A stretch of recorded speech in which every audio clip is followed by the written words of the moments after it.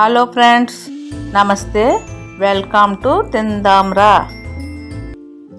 ఈరోజు మనము సంవత్సరం కాలం పాటు నిల్వ ఉండే ఆవిరి వడియాలు ఎండతో పని లేకుండా ఎలా చేసుకోవాలో చూద్దాం పదండి. మా వీడియోస్ని మీరు లైక్ చేయండి, కొత్తగా చూసిన వారు అయితే సబ్స్క్రైబ్ చేయండి, అలానే పక్కన ఉన్న బెల్ ఐకాన్ క్లిక్ చేయండి. మేము డైలీ అప్లోడ్ చేసే ప్రతి వీడియో మీకు నోటిఫికేషన్గా వస్తాయి. ఇక్కడ ఒక పెద్ద గ్లాస్ బియ్యం నైట్ టైమే 2-3 సార్లు శుభ్రంగా కడిగి నానబెట్టుకున్నాను. అలాగే ఏ గ్లాస్ అయితే మనం రైస్ నానబెట్టుకున్నాం అదే గ్లాస్తో పావు గ్లాసు పెద్ద సగ్గు బియ్యం కూడా నైట్ టైమే నానబెట్టి ఉంచుకోవాలి. మర్నాడు ఉదయం బియ్యం శుభ్రంగా కడిగి మిక్సీ జార్లో వేసుకోవాలి. మీ టేస్ట్కి తగ్గట్టుగా కారానికి పచ్చిమిర్చి యాడ్ చేసుకోవాలి.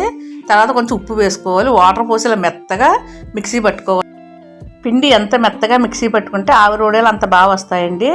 తర్వాత దీంట్లో కొంచెం జీలకర్ర వేసుకోవాలి. మనం నానబెట్టుకున్న పెద్ద సగ్గుబియ్యం కూడా వేసుకోవాలి.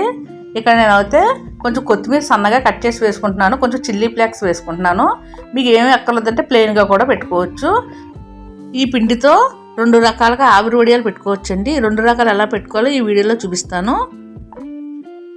ఒక రకం పెట్టుకోవడం చూపిస్తాను. ముందుగా రైస్ కుక్కర్లో వాటర్ పోసి పైన మూత పెట్టి నీళ్ళని బాగా మరగనివ్వాలి. ఒక లోటా తీసుకుని దానిపైన క్లాత్ కట్టి దాంట్లో సగం పైన వాటర్ పోసుకుని అది కూడా స్టవ్ పైన పెట్టుకోవాలి. లేదా ఇలా మూతలతో కూడా పెట్టుకోవచ్చండి. ఇక్కడ త్రెప్టిన్ బిస్కెట్లు తెచ్చుకుని ఆ మూతలండి ఇవి. ఈ మూతలతో నాకు బాగా అలవాటు, ఎక్కువగా ఈ మూతలతో పెడతాను. మనం తీసుకునే ఐరన్ ప్లేట్ని ఒకసారి తడితో శుభ్రంగా తుడుచుకోవాలండి. ఇలా తడితో తుడుచుకోవడం వల్ల పిండి అంటుకోకుండా వడియాలు చక్కగా వస్తాయి. ఒక స్పూన్ నిండుగా పిండిని వేసి మూతనంతగా బాగా స్ప్రెడ్ అయ్యేలాగా అన్ని మూతలకి ఇలా వేసుకుని స్ప్రెడ్ చేసుకుని పక్కన పెట్టుకోవాలి. లోటాలో వాటర్ పోసి పైన ఒక క్లాత్ కట్టి వాటర్ని బాగా మరిగించుకున్నాను. ఇలా గరిటతో పిండి తీసుకుని ఇలా స్ప్రెడ్ చేసుకుని మూత పెట్టుకోవాలి. ఇది ఒక రకం అండి. లేదా నేను ఇక్కడ ముందుగా కుక్కర్ పెట్టుకున్నాను కదా, రైస్ కుక్కర్, ఆ కుక్కర్లో వాటర్ పోసి బాగా మరిగించుకున్నాను. దానిపైన ఒక జల్లెడు కానీ చిల్లీల గిన్నె కానీ పెట్టుకుని మనం పిండి వేసుకుని ప్లేట్లు కూడా వేసుకుని పెట్టుకోవచ్చు. పైన మూత పెట్టుకోవాలి. మీడియం ఫ్లేమ్లో పెట్టి ఉడికించుకోవడం చక్కగా ఉడుకుతాయండి. ఇలా మనం క్లాత్ కట్టుకుని వేయించుకున్నాం కదండి, దాన్ని ఇలా స్పూన్తో కానీ ఒక చాకుతో కానీ కదిపి చక్కగా తీసుకోవాలండి. ఇలా మొత్తం అన్ని ఆవిరి వడియాలు ఇలా పెట్టుకోవచ్చు. చాలా ఈజీగా అయిపోతాయండి. క్లాత్ గట్టిగా కట్టాలి. క్లాత్ కొంచెం లోతుగా ఉంటాయి, గుంటలుగా ఉండి బాగా రాదు. గట్టిగా కట్టి వేసుకుంటే చక్కగా వస్తాయి. చూడండి, జల్లెడి పైన పెట్టి వేసుకున్నాను చూడండి, ఇవి కూడా చాలా బాగా వచ్చాయి. నాకైతే ఇవి బాగా అలవాటు, ఎక్కువ ఈ ప్లేట్లతోటే వేస్తూ ఉంటాను. 5 లేక 6 ప్లేట్లు ఉంటే కనుక ఒకసారి ఉడికిన వెంటనే తీసి మరలా పెట్టుకుని ఈ తీసేలోపు మళ్ళీ అవి ఉడుకుతాయండి. ఇలా అయితే ఈజీగా అయిపోతే ఒకళ్ళు ఉన్నా కూడా ఈజీగా చేసుకోవచ్చు. దీనికి ఎండతో పని లేదండి. ఎండ లేకపోతే ఈజీగా చేసుకుని ఇలా ఫ్యాన్ గాలికి ఆరబెట్టుకోవచ్చు. అపార్ట్మెంట్లో ఉన్న వాళ్ళకి బాగా ఉపయోగపడతాయండి ఆవిరి వడియాలు.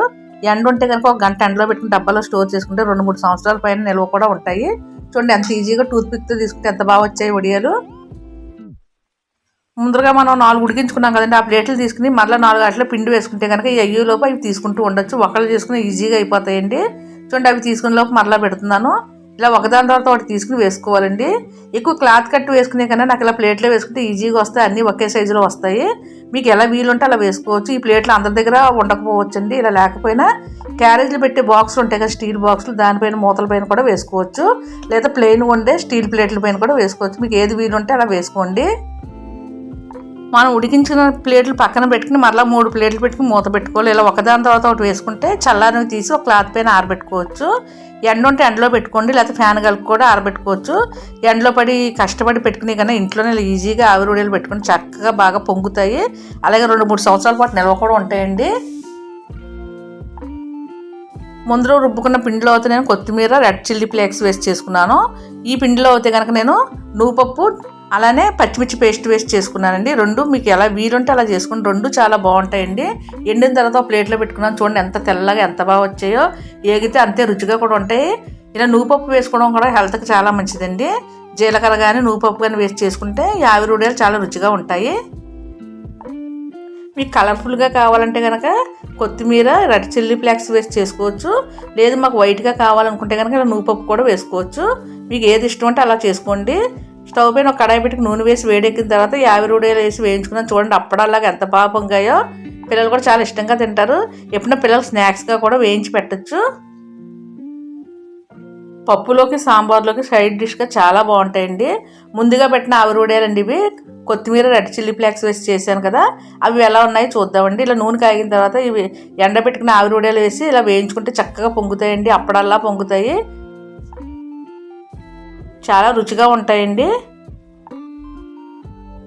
ఎండలో కూర్చుని పెట్టుకునే వడియాల కన్నా చక్కగా ఈజీగా ఇంట్లో ఇలా ఆవిరి వడియాలు పెట్టుకోండి. 2-3 సంవత్సరాల పాటు నిల్వ కూడా ఉంటాయి. చక్కగా గాలి చొరబడిన డబ్బాలు వేసి మూత పెడితే 2-3 సంవత్సరాలు ఈజీగా నిల్వ ఉంటాయండి. ఇలా మీకు ఎన్ని అప్పడాలు కావాలో అన్ని వేయించుకుని పక్కన పెట్టుకోండి. అలానే మా వీడియో మీకు నచ్చినట్లయితే తప్పనిసరిగా లైక్ చేయండి, షేర్ చేయండి, సబ్స్క్రైబ్ చేయండి. లైక్ చేయడం మటుకు అస్సలు మర్చిపోకండి. Thank you.